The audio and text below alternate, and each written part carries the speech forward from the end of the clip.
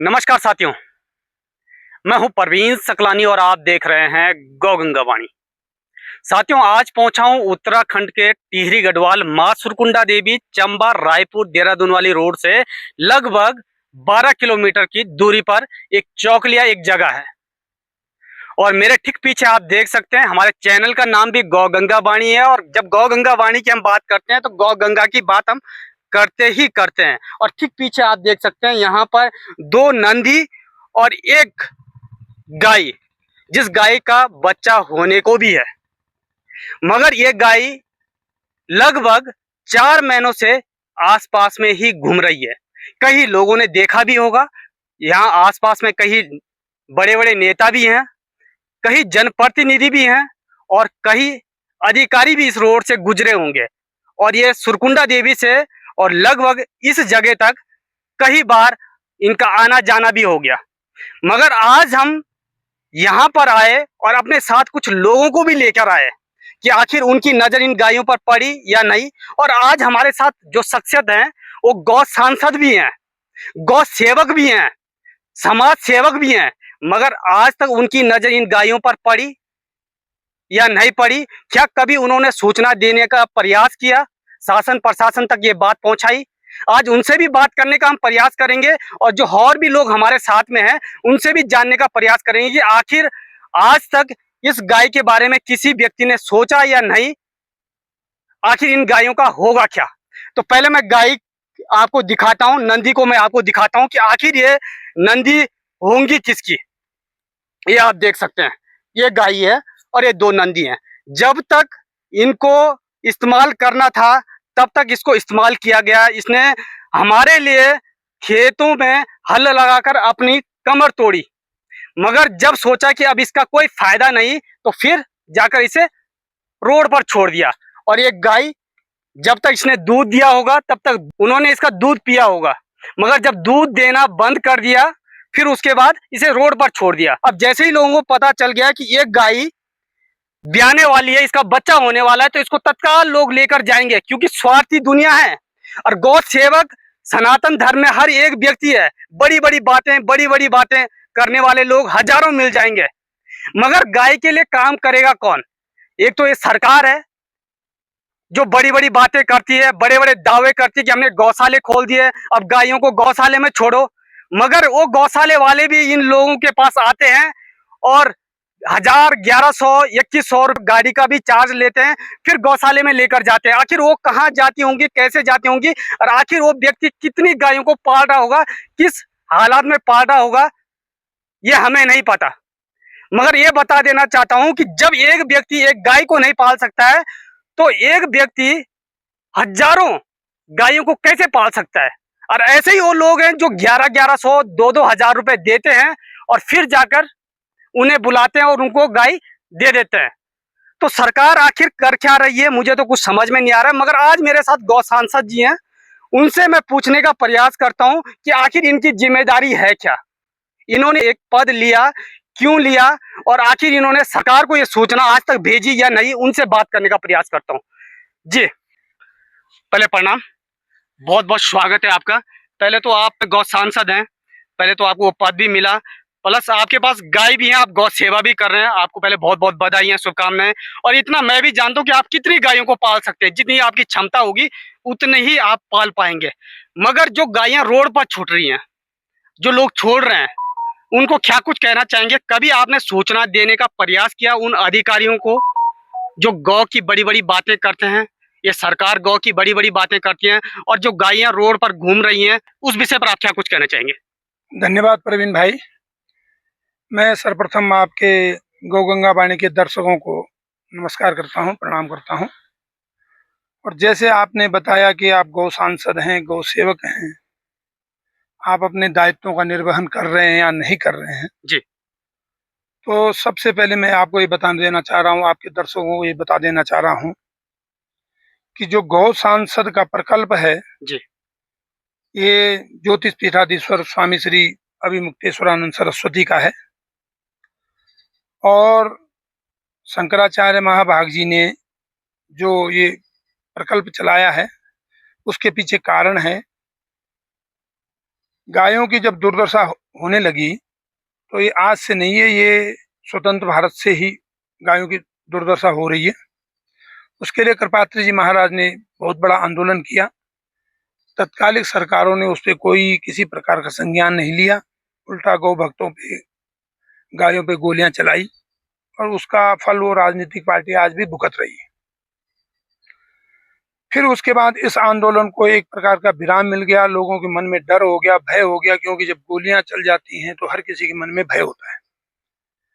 उसके बाद पूज्य गौ गंगा कृपाकांक्षी गोपाल मणि जी महाराज जी ने एक अलग जगाई उत्तराखंड से, जी दोबारा गाय के आंदोलन को खड़ा किया और पूरे भारतवर्ष के जितने जिले हैं उन जिलों में गौ कथा की।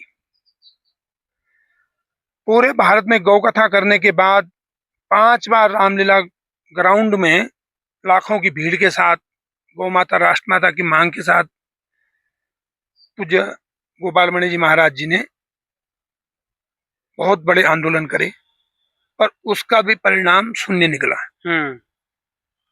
क्योंकि पहले पहले वाले आंदोलनों को थोड़ा बहुत मीडिया इत्यादि ने दिखाया भी, पर बाद के आंदोलनों में मैं भी रहा जी। और परिणाम स्वरूप क्या हुआ कि बड़े न्यूज चैनलों ने उसे दिखाया तक भी नहीं। सरकारों ने ये शो किया कि कोई आंदोलन हो ही नहीं रहा है।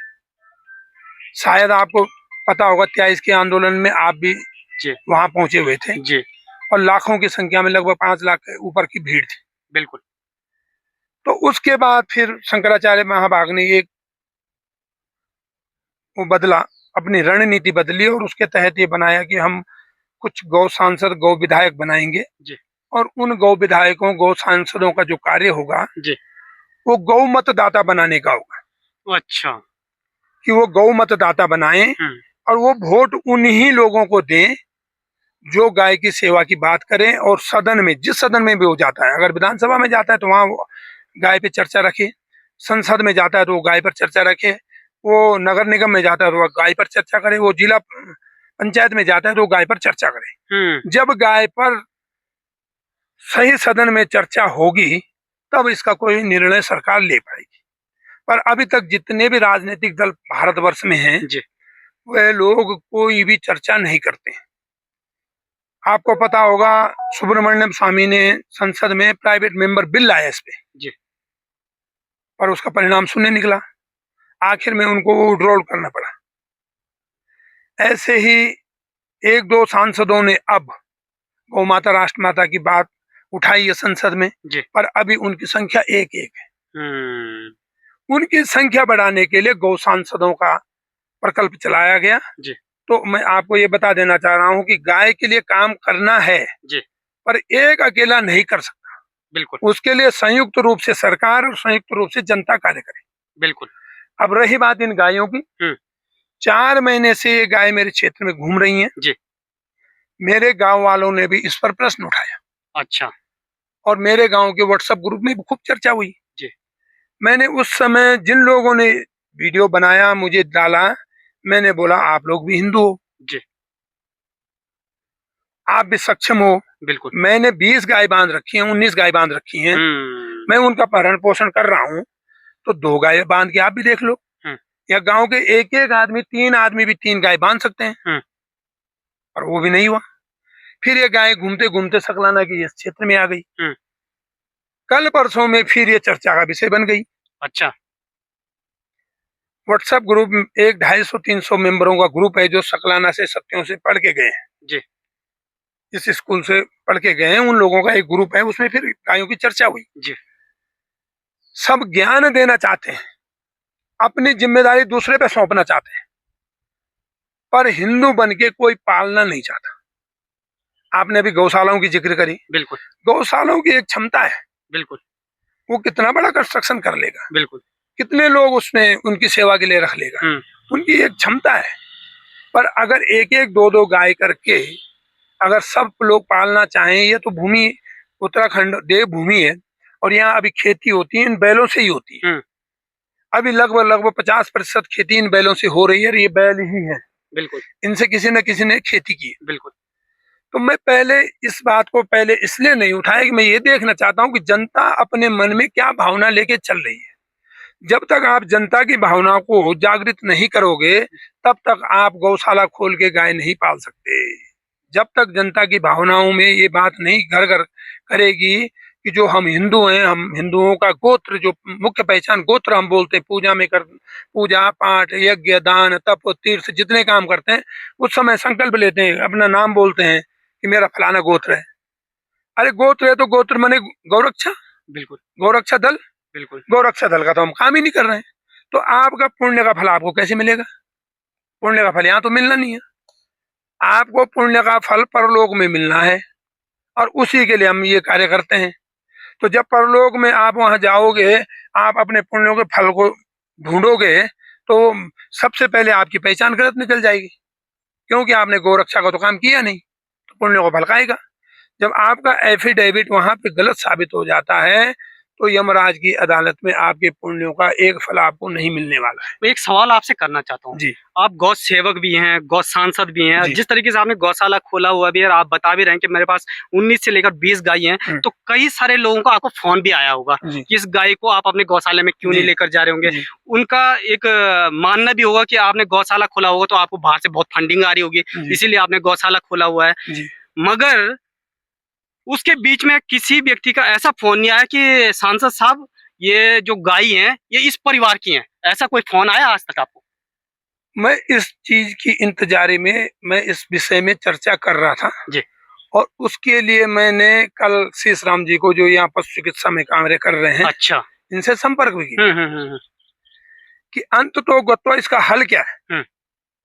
माना कोई गांव वाला मेरे गांव का, दूसरे गांव का, तीसरे गांव का इनको बांध भी ले और पाल भी ले, हम्म।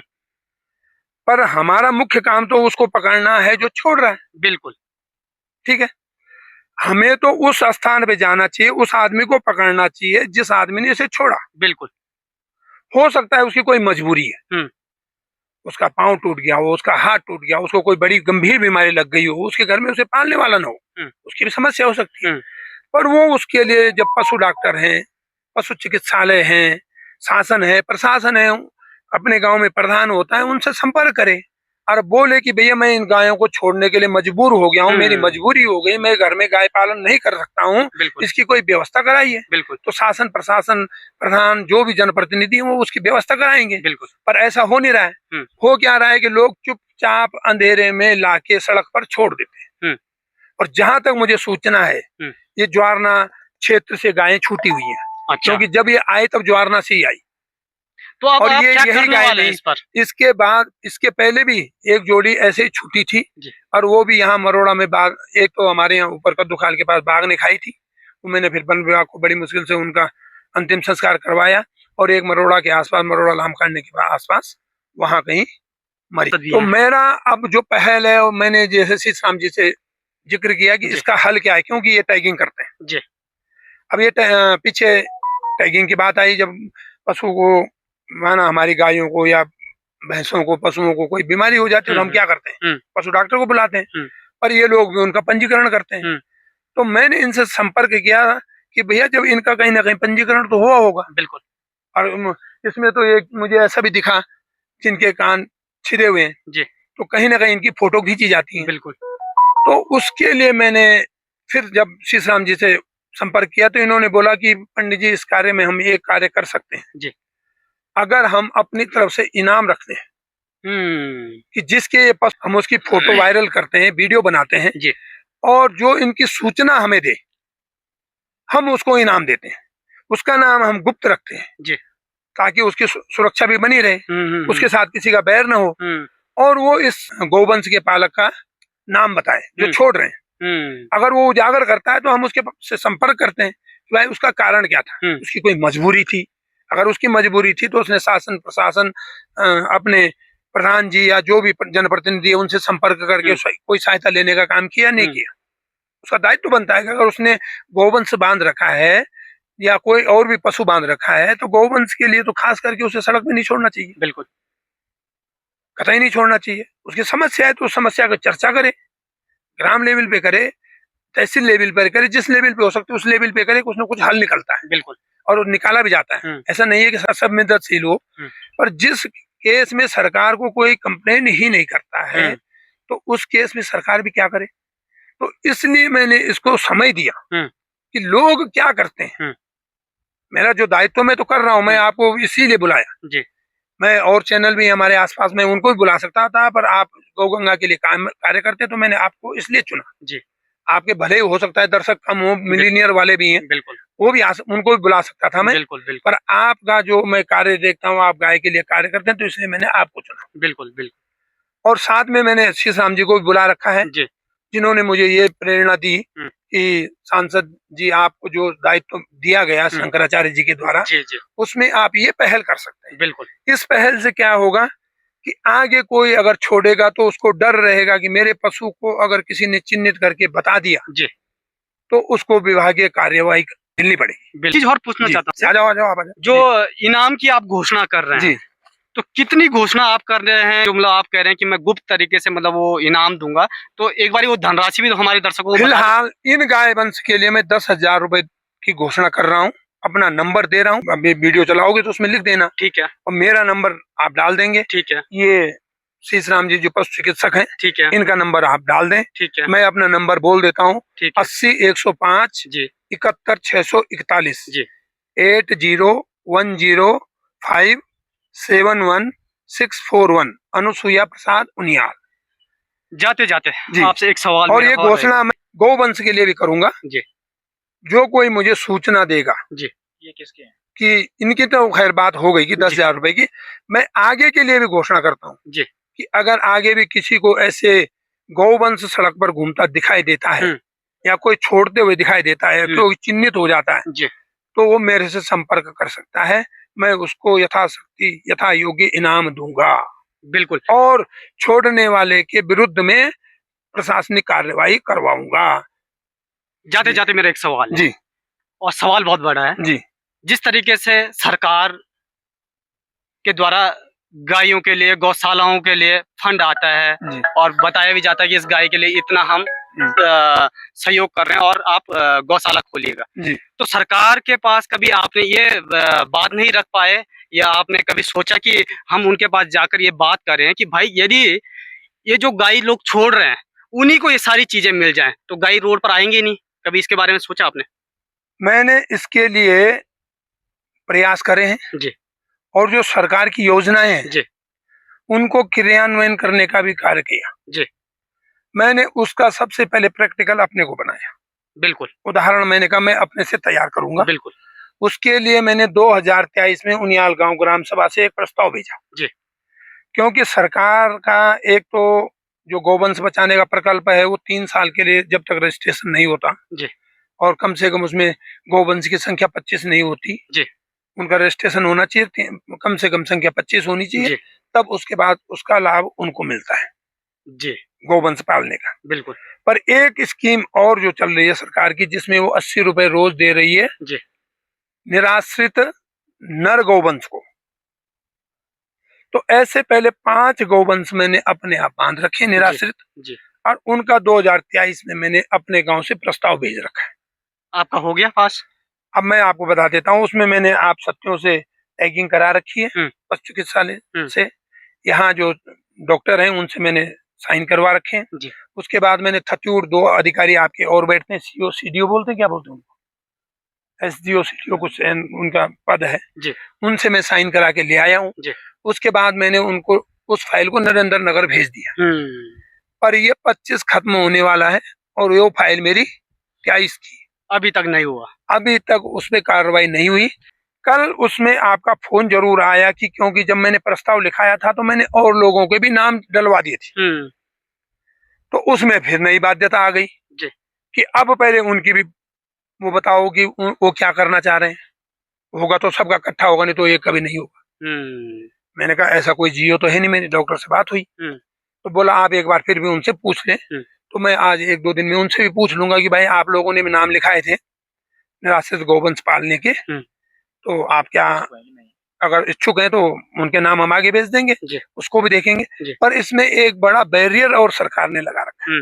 उसमें बैरियर जो लगा रखा है उसमें गांव के आसपास या तो नेशनल हाईवे होना चाहिए या राज्य सरकार का हाईवे होना चाहिए। तो अच्छा। इसमें से बहुत सारे गांवों की छटनी इसी प्रकार से हो जाती है, क्योंकि उनके आसपास अगर नेशनल हाईवे नहीं होगा तो फिर वो अप्लाई नहीं कर सकते, उसी इस योजना का वो लाभ ही नहीं ले सकते। जबकि सरकार को चाहिए था कि जिस प्रकार से सरकार ट्रैक्टरों पे सब्सिडी दे रही है, जी। उनको बैलों के लिए सब्सिडी देनी चाहिए थी। ये मैंने इसके लिए, जब हमारी संसद बोरीवली मुंबई में बैठी थी, जी। तो अपनी संसद में शंकराचार्य जी के मध्य हम्म। समक्ष मैंने बात रखी, हम्म। और शंकराचार्य जी ने उसके लिए पत्र माननीय मुख्यमंत्री जी को भेजा भी है कि जिस प्रकार से उत्तराखंड सरकार ट्रैक्टरों को सब्सिडी दे रही है, जी। वो गौवंश को बैलों पे सब्सिडी दे, ताकि लोग बैलों को छोड़े ना, उनको पालें और खेती भी करें। जैविक खेती भी होती है, उससे बिल्कुल। गोबर भी मिलता है बिल्कुल। और गौवंश की सुरक्षा भी होती है। तो ये कार्य मैंने किए। बहुत बहुत धन्यवाद आपका। जी। तो साथियों, ये देख सकते हैं मेरे साथ गौ सांसद अनसुया प्रसाद उनियाल जी थे, और उन्होंने क्या कुछ कहा। जो गाय यहाँ पर हैं, जो सत्यों के आसपास में जो गाय घूम रही हैं, यदि इन गायों के बारे में कोई व्यक्ति बताता है तो उसे 10,000 रुपए का इनाम दे दिया जाएगा। तो हर एक व्यक्ति को पता होगा कि ये बैल और ये गाय किसकी है। ऐसा कोई व्यक्ति नहीं है। वो जो लोग होंगे वो सनातनी लोग होंगे। यदि आप लोग इस गाय के बारे में सूचना नहीं देते हैं तो कहीं ना कहीं आप भी दोषी हैं। आप भी इस चीज को बढ़ावा दे रहे हो कि आप भी इन गायों को छोड़ो रोड पर। यदि आपने ये सूचना दी तो मान जाएंगे कि आप हिंदू हैं और आप गाय को समझते हैं, और उन लोगों पर इस तरीके की कार्रवाई हो तो आप जरूर संपर्क करेंगे। नंबर हम डिस्क्रिप्शन पे दे देंगे, आप इनसे संपर्क करेगा, 10,000 रुपए का इनाम पाएगा। मेरे साथ एक और साथी हैं, उनसे भी थोड़ा बात करने का प्रयास करते हैं। ये डॉक्टर हैं और पशु के लिए काम करते हैं। क्या कुछ सूचना इनको यहाँ पर मिलती है, कहाँ कहाँ ये जाते हैं, उसके बारे में भी पूछेंगे। और जब कोई गाय या पशु चोटिल हो जाते हैं, वो समय पर पहुँच पाते हैं या नहीं, थोड़ा इनसे भी बात करेंगे। जी नमस्कार। नमस्ते सभी साथियों को। मेरा नाम शीश राम है और मैं पशु चिकित्सालय सत्य में हूँ। वैसे कहाँ के रहने वाले हैं आप?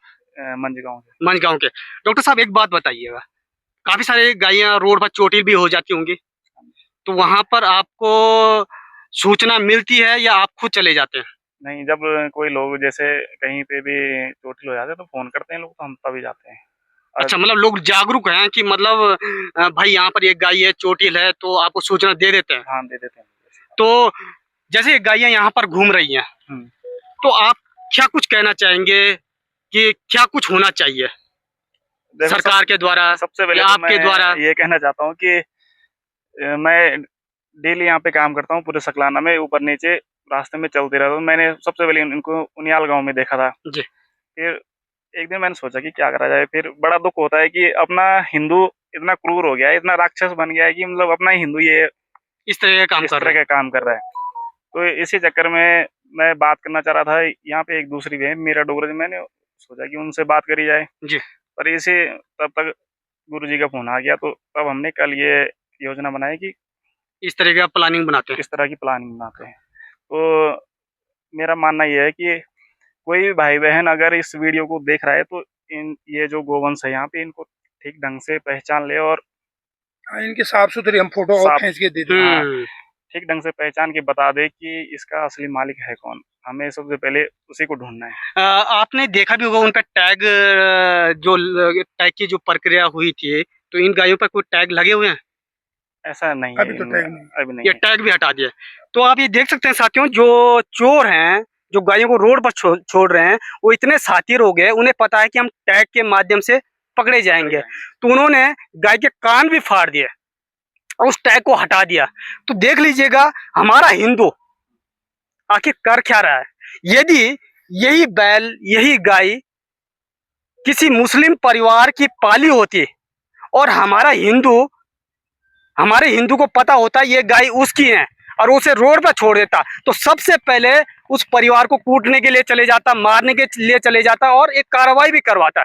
मगर यही गाय हमारा हिंदू जब छोड़ रहा है, क्योंकि यहाँ तो आसपास में कोई मुस्लिम परिवार तो है नहीं, तो वो लोग क्या कर दे रहे हैं? वो तो सबसे बड़े राक्षस वही हैं, कलयुग के राक्षस हैं ये। बिल्कुल। आखिर इन हिंदू पर कौन सवाल उठाएगा, कौन कार्रवाई करवाएगा? तो इसलिए ये लोग बड़े हैं। मैं इनका बहुत बहुत धन्यवाद करना चाहूंगा। और एक कैमरामैन मेरे साथ में है, ये भी अपनी पीड़ा को बता रहे थे। कुछ समय पहले हमने गाय के लिए काम किया। तो जी नमस्कार। एक बात बताइएगा, आप भी बता रहे थे कि मैंने कुछ समय पहले गायों के लिए बहुत काम किया, मगर लोगों ने आप पे भी सवाल उठाए, तो क्या कुछ आपके साथ हुआ? थोड़ा आप बताइए। जी सकलानी जी, कोरोना के टाइम की बात है। 16-17 जीवन यहाँ पे जो हमारा घूम रहा था जी, 3 महीने से घूम रहे थे। कोई यहाँ से डंडे मारता था तो कोई वहाँ से डंडा मारता था। पानी नहीं था पीने के लिए, तो हमने भी सोचा 2 तो बाघ मारे थे।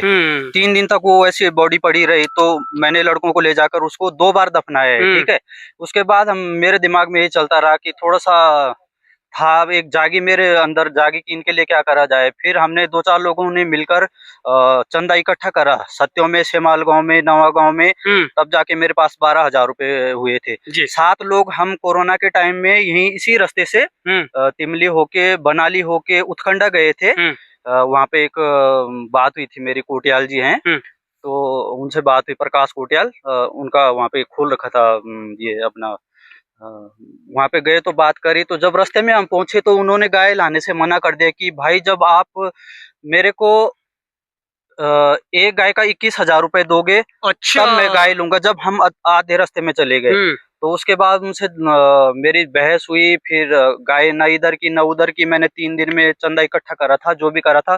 तो मैंने उनसे बात करी थी, मैंने कहा गुरुजी मेरे पास अभी 12-13 हजार रुपए इकट्ठे हो रखे हैं, तो मैं आपको दे देता हूँ और इन गाय को आपके अंडर कर देता हूँ।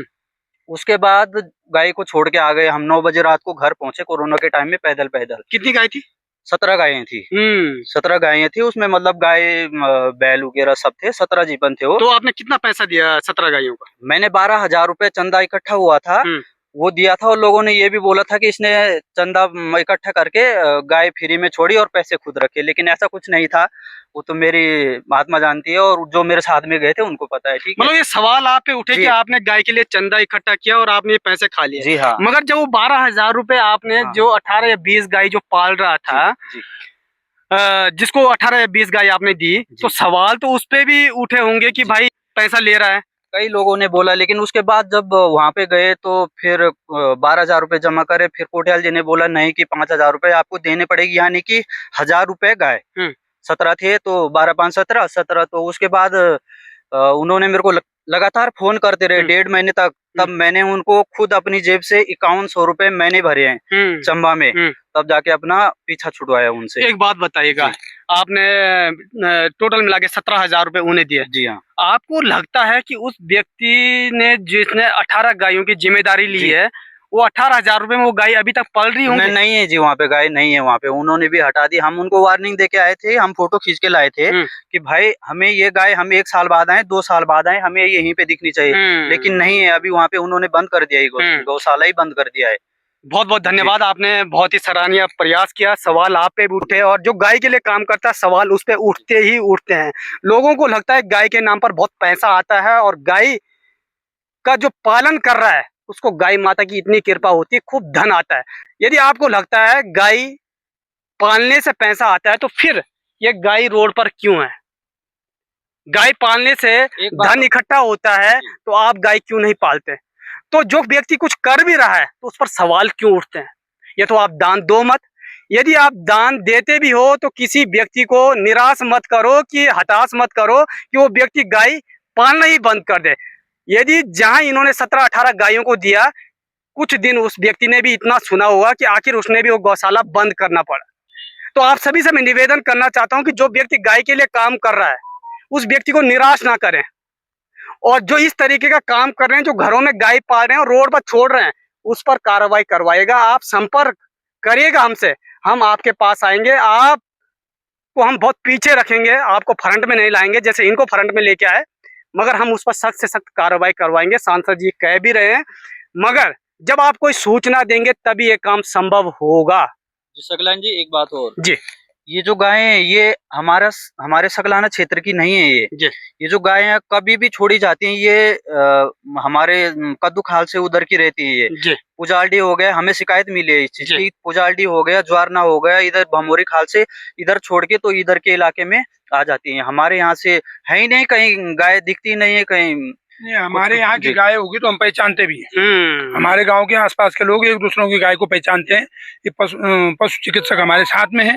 पशु चिकित्सक जब किसी भी पशु का, भैंस का, गाय का इलाज करने के लिए जाते हैं तो वो पहचान जाते हैं, वो तो तुरंत बताते हैं कि फलाने की है। बिल्कुल बिल्कुल बिल्कुल। ये तो जिस क्षेत्र की होंगी वहाँ का पशु चिकित्सक पहचान सकता है या वहाँ के गांव वाले ही पहचान सकते हैं। ये इस क्षेत्र की गाय होती तो आशीष राम जी की नॉलेज में होती, इसलिए मैं आशीष राम जी को लाया कि आपने कभी इन गायों को किसी के घर में आसपास में, आप तो जाते रहते चारों तरफ, बिल्कुल बिल्कुल देखा है तो आप पहचानिए। तो इन्होंने स्पष्ट मना कर दिया कि ये गाय हमारे क्षेत्र की नहीं है, सकलाना क्षेत्र की गाय नहीं है। बिल्कुल। आशीष राम जी के साथ बात करने का और यहाँ बुलाने का मेरा सिर्फ यही मकसद था कि आप पहचानो। सबसे पहले हम उस आदमी को पहचाने जो छोड़ने वाला है, बिल्कुल उसकी क्या मजबूरी है, क्या समस्या है, उस पर चर्चा हो सकती है, बिल्कुल। पर आप एकदम निराश्रित नहीं कर सकते, उसको सड़क पर कूड़ा खाने के लिए नहीं छोड़ सकते। बिल्कुल। और अब तो ठंड आने वाली है, यहाँ भयंकर पाला पड़ता है और जिस प्रकार से इन गोवंश की उम्र है ये ठंड से ही मर जाएंगे। बिल्कुल। तो साथियों ये देख सकते हैं ठंड का मौसम है और आपने देख ही लिया होगा, हमने तो जैकेट खैर 12 महीना जैकेट पहनी होती है, इतनी ठंड यहाँ पर होती है। और दिसंबर और जनवरी और फरवरी तो 2-3 महीने ऐसे होते हैं कि हालात यहाँ खराब हो जाते हैं। तो आप सभी से मैं निवेदन करना चाहता हूँ, यदि आप सच में हिंदू और सनातन की बात करते हैं, गौ माता की बात करते हैं, गौ माता हमारी सनातन धर्म की मूल जड़ है, तो आप इनके मालिकों के बारे में जरूर बताइएगा, सूचना दें।